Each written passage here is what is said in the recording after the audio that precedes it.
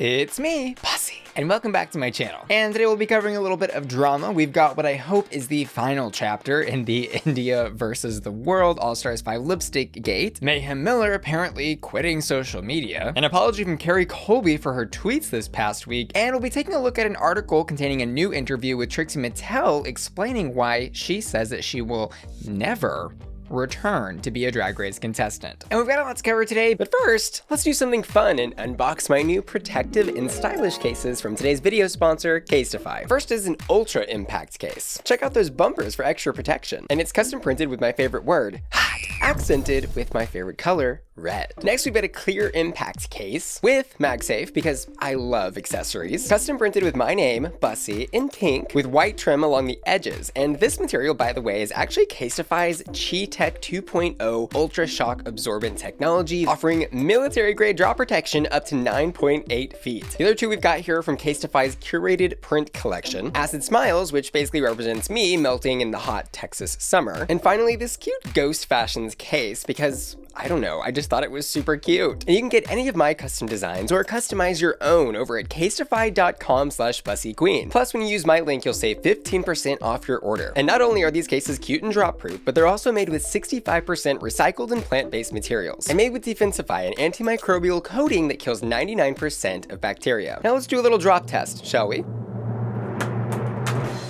Ta-da! Good as new. I've actually been using my clear impact case for several weeks now, and my phone has survived being knocked off my desk, dropped in my kitchen, dropped in my bathroom, and even survived a music festival. So while I'm ashamed to admit I'm that clumsy with the most important device in my life, I am thrilled to say that I can trust Casetify to keep my phone safe. So what are you waiting for? Visit casetify.com/bussyqueen right now. Customize yourself a new protective phone case and save 15% off your order. Thanks Casetify for sponsoring today's video. Now let's get started with India Ferrah versus the World Part 2. So India Ferrah found herself in the middle of a Twitter feud last week over lipstick gate with her All-Stars 5 sisters. Shay called out some unfortunate things India said, and in one tweet read her saying Shark Week would be really amazing this year, and Derrick later chimed in saying she thinks I can't keep her name out of my mouth, yet she can't keep the plaque out of hers. And by the end of it all, India Ferrah left Twitter, apparently for good. The feud was for all intents and purposes over, but it is 2022 and we hadn't yet heard from Dominoes Ireland. And for a little bit of context here, this particular Dominoes account has been participating in the Drag Race stand-em on Twitter for quite a while now. They regularly tweet out Drag Race memes and reaction gifs. Innocent fun. Or so we thought. That all changed. On the 25th, a Twitter account called The Life of Sharks tweeted, "Happy #Dublin Pride to all of our Irish followers, #Pride." And then in a now deleted quote tweet, Dominoes Ireland wrote, "India Ferrah is headlining." And someone on Twitter responded to them and wrote, "Why is Dominoes rating India on the timeline? 2022 is wild. I don't mind though." And they wrote, "Cause we're Nebraska stans," which Derrick and Nebraska both retweeted. And this struck me as a little weird. It's one thing for a brand to infiltrate a niche community, to use them for free advertising, but like, this is an international brand coming after an individual person here. Because, you know, why actually pay queer content creators to talk about your brand during Pride Month when you can just bully them for free?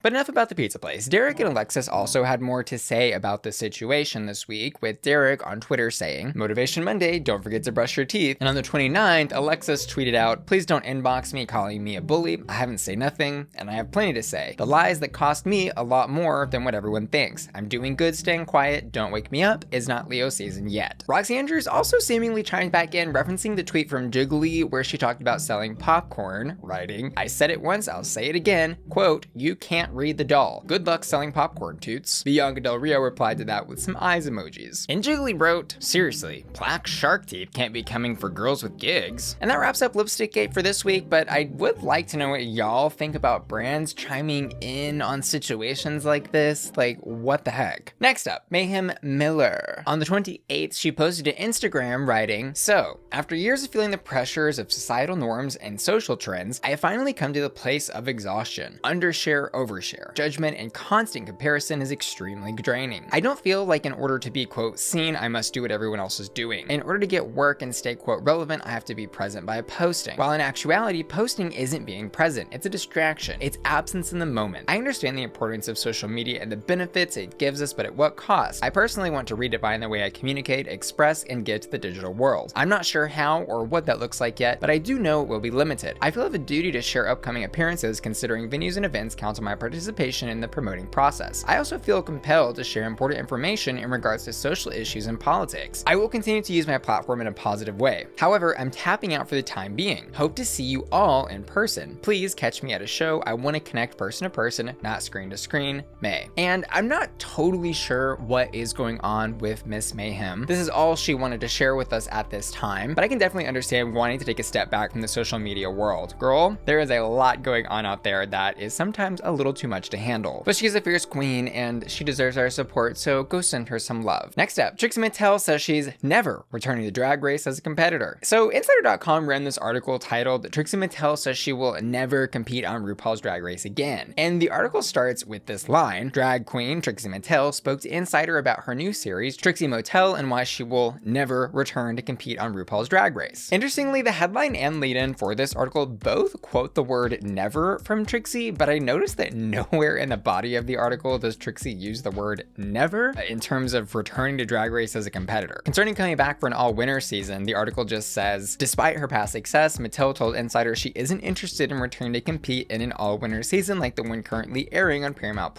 No, Trixie Mattel told Insider when asked about all winners. She continued, they did ask me to come back for All Stars. They said, hey, we're doing all winners. We know you don't want to do it, but we wanted you to know that we always think of you if you wanted to do the opportunity, and I said, no thank you. The article does say though, Mattel is not opposed to appearing on Drag Race in a judging capacity and would love to blend the franchise with her own show, Trixie Motel. I would love to have the Drag Race girls do themed hotel rooms and then I get to help judge. That would be fun, she said. But again, nowhere did I see them actually quote the word never from Trixie in terms of returning. And it's actually at odds with an interview she did earlier this year with PinkNews. Truly, there is nothing that Trixie Mattel can't do, but Mattel tells PinkNews that she sometimes runs out of days in the week with how busy she is. As such, she didn't have time to join the cast of All Star 7, despite getting a generous, lovely invite to join the show. She says the opportunity was definitely available to me to appear on the show, but she knew she was soon going on tour and working on her new reality series, Trixie Motel. When I left, I said, can you promise me that you'll invite me back for winners? And they, World of Wonder, said, yeah, we'll invite you back, she says. So like, what is the real truth of if Trixie would compete on a future All Stars All Winners season? Based on these two interviews, I don't know. It seems like if she had the time and an open schedule, she would. That said, it definitely makes sense that Trixie would never return to Drag Race because she's got so much going on with her 37 businesses and TV shows. But I don't know. That's just my read on the situation. And finally, let's take a look at Kerri Colby's apology for her tweets this week. So it's no secret that the entire world is falling apart, and the US Supreme Court this week overturned Roe versus Wade. And when all this was going on, Kerri tweeted out,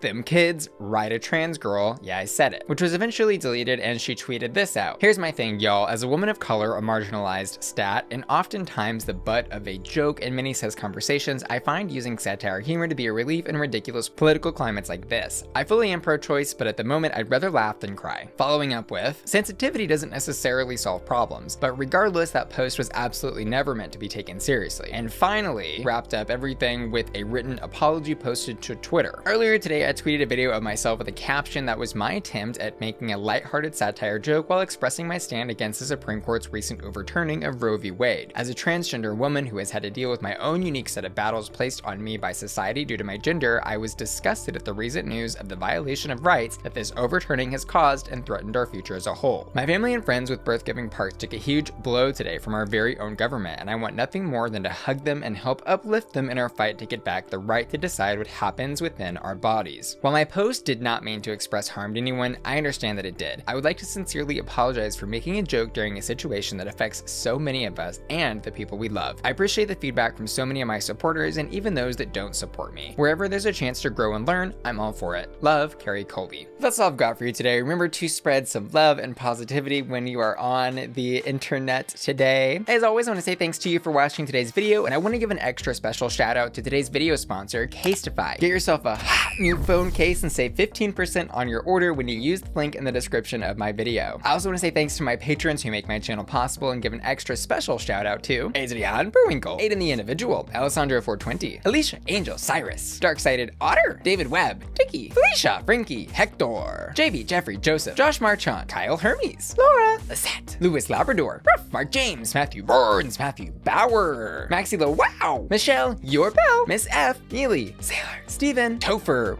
Wheelie, and Will and Ton, who are all supporting me at my Bussy Queen Collector tier over on patreon.com. See you later. Love ya. Bye.